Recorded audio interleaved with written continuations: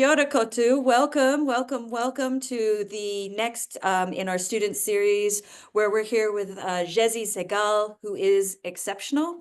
This is our second iteration of our exceptional student series. And, you know, this is, we're back for more. So congratulations. It's been successful in that standpoint. But we're also really excited to welcome you all in. You know, as one of the key questions I get at academyEX a lot of the time is, you guys do say you do things differently. Like, what does that mean? Who are your students? What have they accomplished? Where are they going? And this series is in response to those questions. And when we say our students are exceptional, I don't think we're going to get too far off that point today. Jeasy, who is joining us today, has stories that will turn you all blue or green with envy of where he has taken his Masters of Technological Futures around the world. He's currently in Atlanta, Georgia, and I don't know if we need to send commiseration or salutation, but either way, he's having a good time, so that's good news. But also to hear about where he's taken this story, my goodness, this is going to be a treat for everyone. So welcome everyone once, welcome twice, welcome three times. Jeasy Sehgal, you're exceptional. Thank you, As Karen. always, we like to start with a karakia. So I'd like to open up the space for us all to come together. And here we go. Ke karakia tato. Ka whakairia te tapu, kia wātia a te ara, kia retura ki whakataha ai, kia retura ki whakataha ai, homie, huie, tai kie. Of course, I'm opening the space for us to come together. Welcome, Jeasy. Thank you, Karen. Thank you so much. It's wonderful to be here. Oh, I think Alma mater. there it is. I can't even tell your story as well as you do. So what I would love you to do is walk us through who you are, how you've come to be Jeasy, and bring us through your whakapapa. Help us know who you are. Right. Kia ora, everyone. My name is Jeasy Sehgal, and I am an international award-winning filmmaker, Unreal Engine Authorised Instructor Partner, and a virtual production specialist, virtual production filmmaker and cinematographer. I'm a professor of practice at the Creative Media Industries Institute at Georgia State University here in Atlanta. And academyEX definitely gets the kudos for helping me springboard. Fabulous. Talk to me about your journey. How did you become an award-winning filmmaker? Right. I've been in the film industry coming now 3 decades, as a matter of fact, believe it or not, my career. So I've worked with Park Road Post Production, Weta Group in Wellington as well. I have a production company. Well, I have 2 companies currently based in New Zealand. One is Graphic Monk Production, and another one, Virtual Production Dojo. And I was already quite advanced when it came to cinematography and playing with technology. And when I use the word geek or nerd, I mean it as a compliment. So I loved experimenting and so forth, but I never thought of necessarily going back to education as much as I was lecturing in different universities and colleges and other places. I never thought myself to be an academic per se. I knew I was a researcher and an industry professional, but when the lockdown happened, I was forced to focus on myself, and that's when I decided, you know what, I'm going to take this next step with looking at potentially getting a physical evidence of my mastery in my craft. So yeah, a long story short, I joined Tech Future Lab at that time, now academyEX, of course, and that's where it all started. It started, the program enhanced my understanding of my own skill sets. It wasn't so much about how many lectures did I attend and how much did I learn from the notes that were given to me. It was more about listening rather than just hearing, listening and understanding and comprehending to bring what is the best part of each of these wonderful speakers, the whakapapa that comes together, at these collaborative sessions that the MTF offers, and then taking that and adapting it to your own skill sets. So yeah, that's what really helped me personally. So going from there, once I completed the master's, I was supposed to do a thesis, ended up doing a dissertation, um, thanks to, of course, academyEX and my supervisor, Sylvia Hart, who definitely was a pivotal figure in my journey. Um, I released a short film that ended up winning multiple international film awards across the globe, as a virtual production with realistic digital humans with emotional and empathic responses.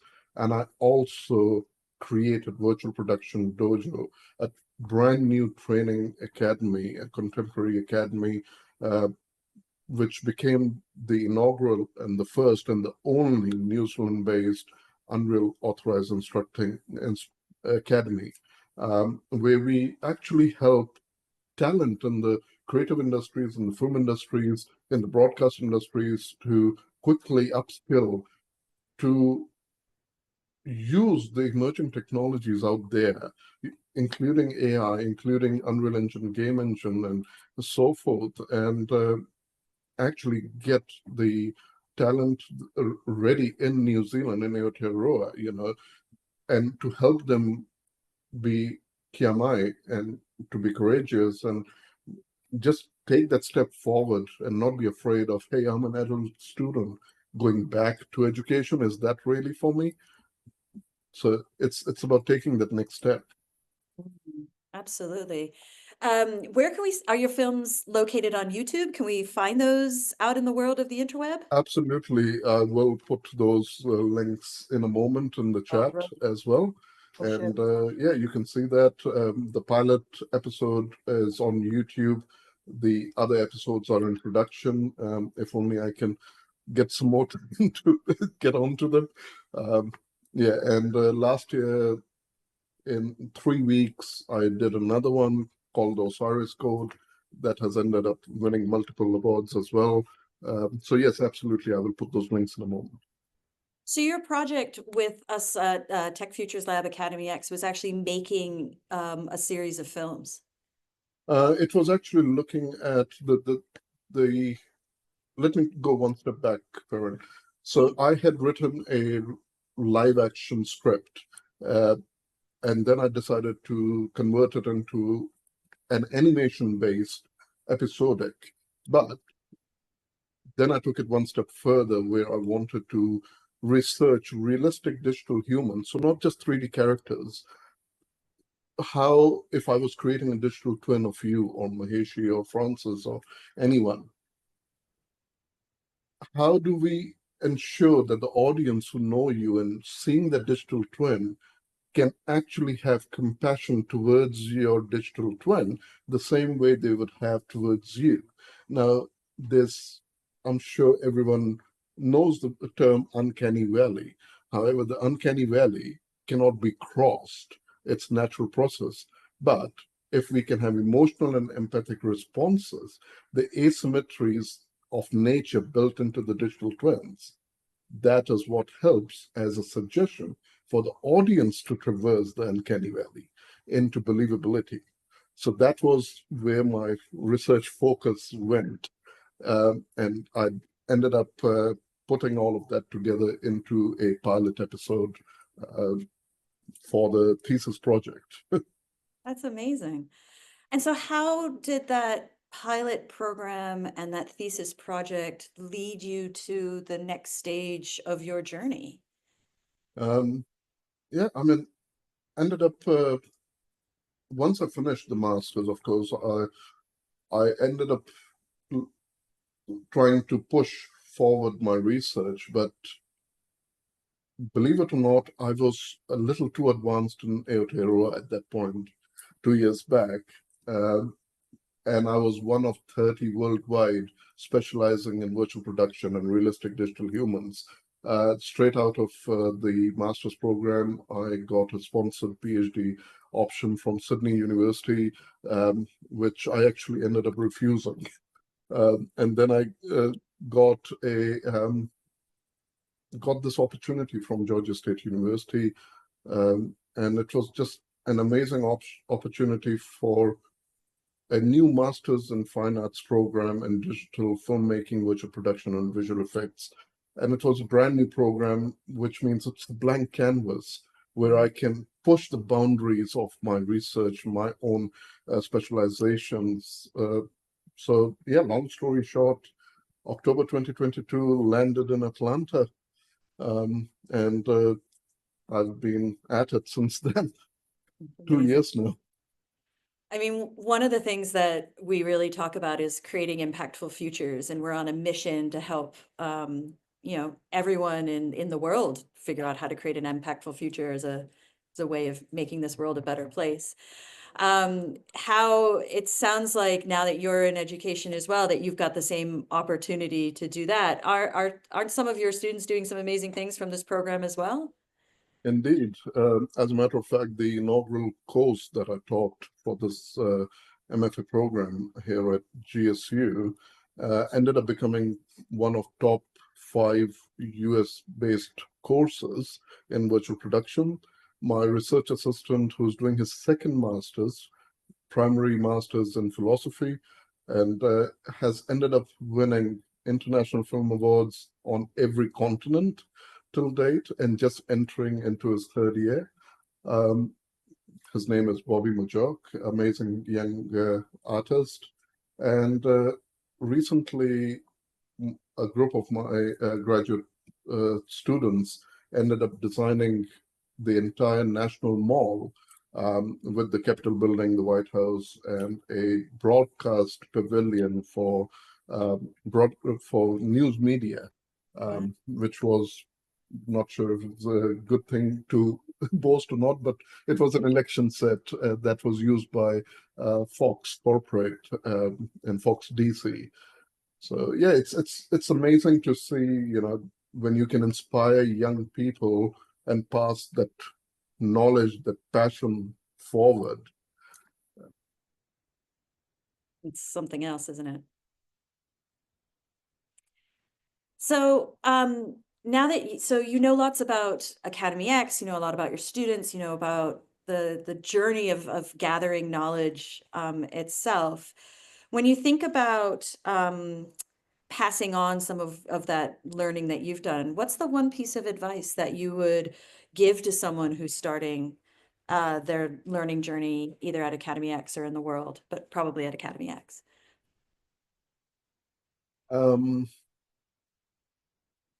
Take that next step is what I would say. Be courageous. As we were speaking earlier, the word kiyamaya, the term courage, to pursue, to honor or deeper connections, interconnectedness with your community, with your peers, with your colleagues. That opportunity only arises when you take that next step. Ask the question, what if? Like most people in America, the West Coast already knows me, knows my name, knows my talent.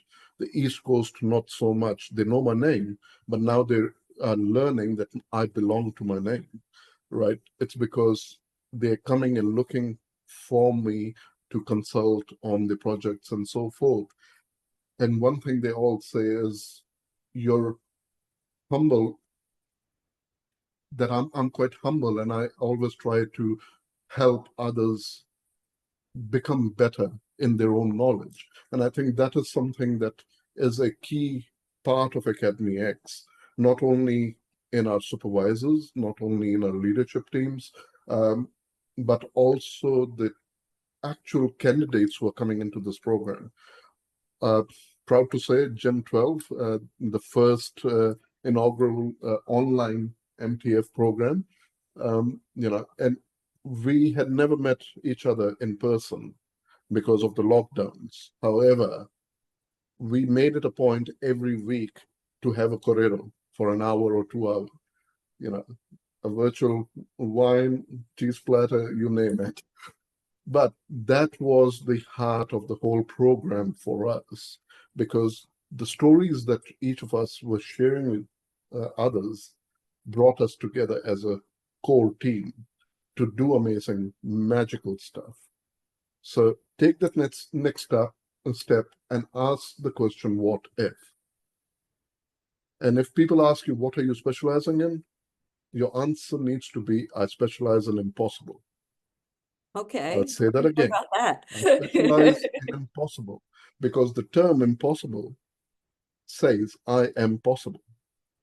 Most people shy away when they hear the word impossible.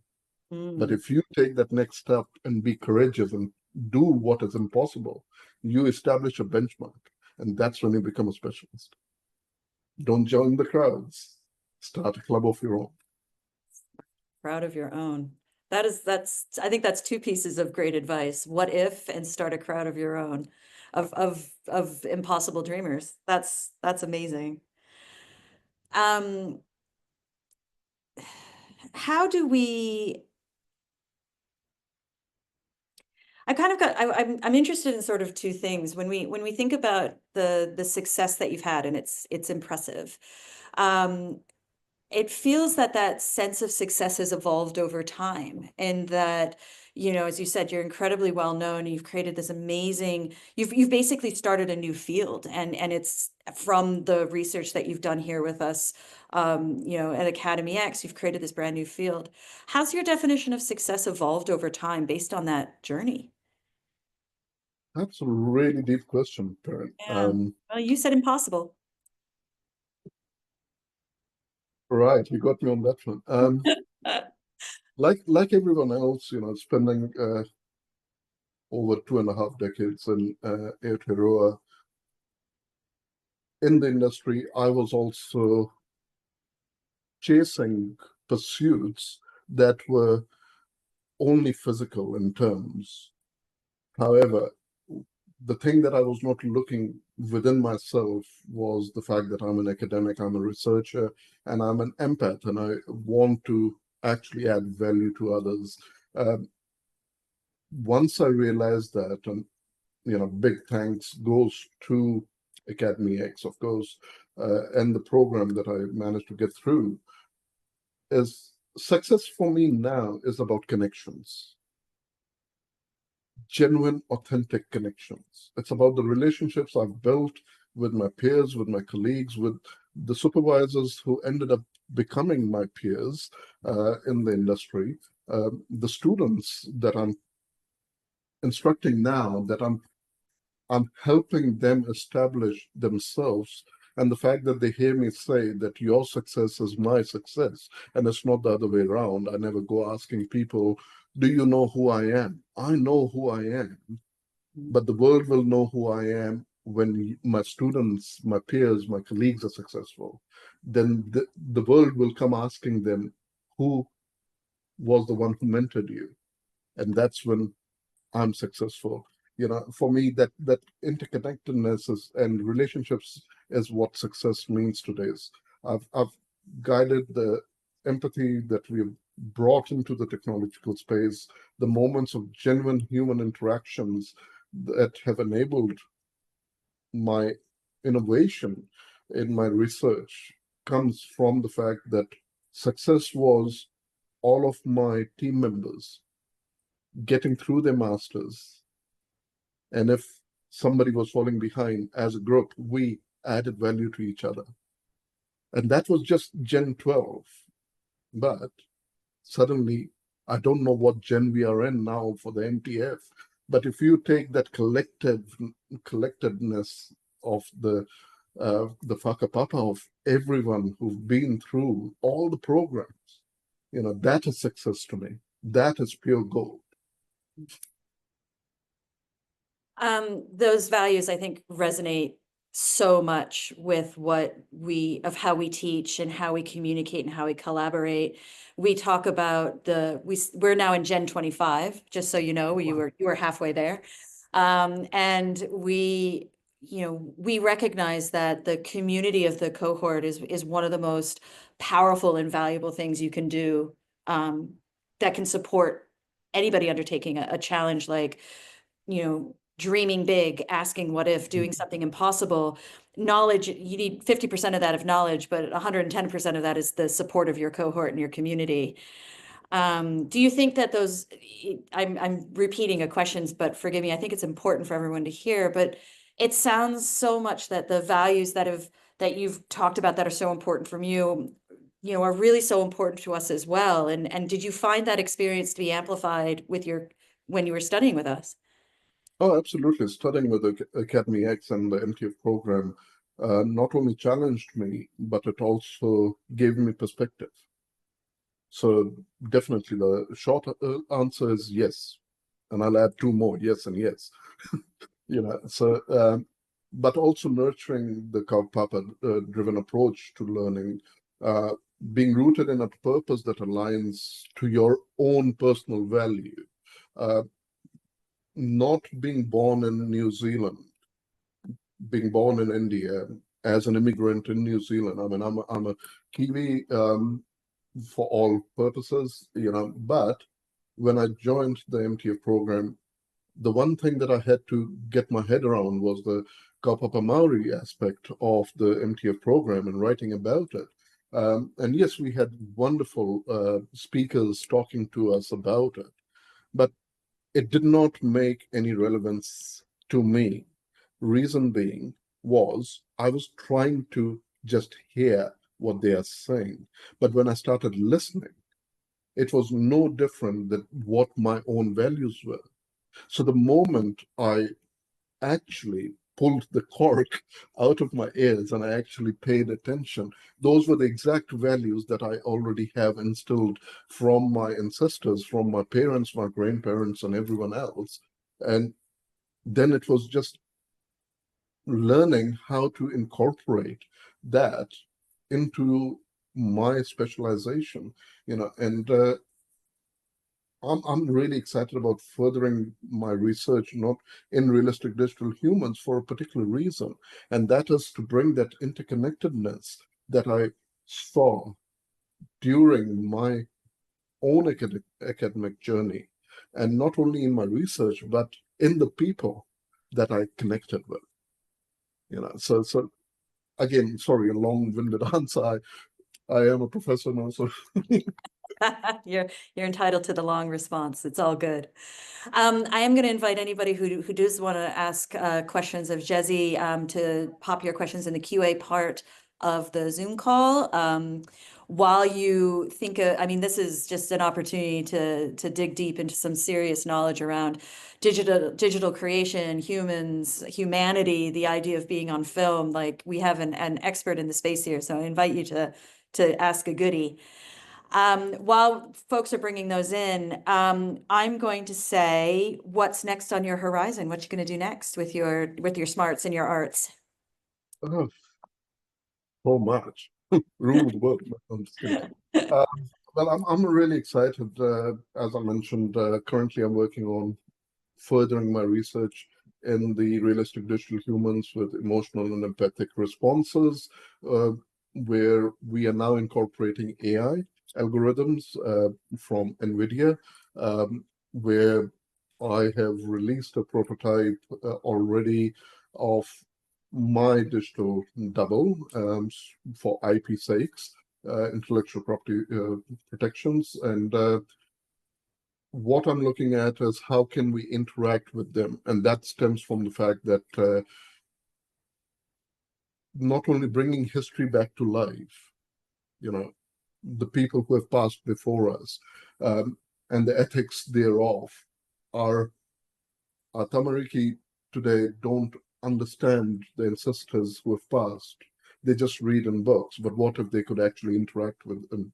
And even more important was how could they actually learn from them by training ethical AI models that are not hallucinating.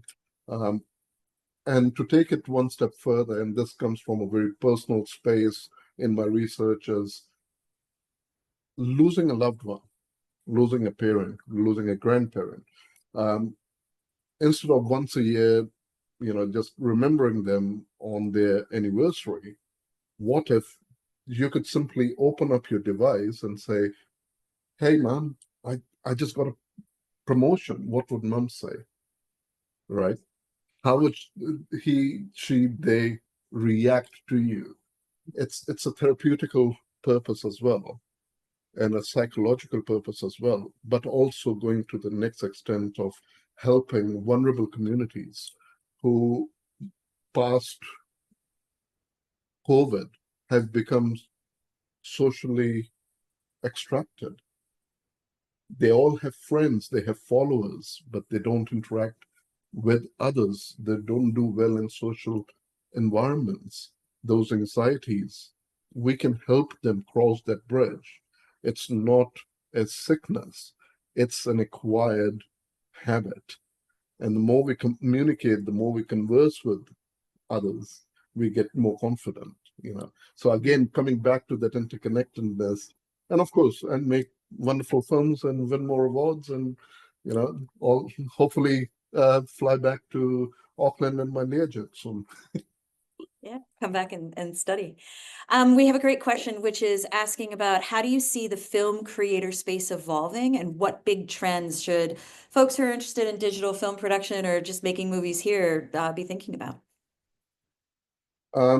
Definitely start looking at how you can pre-visualize your narratives, and that is what I teach as part of Unreal Engine, a game engine. Yes, it's a game engine, but we can emulate any known cinema camera, any kind of lens that you can think of.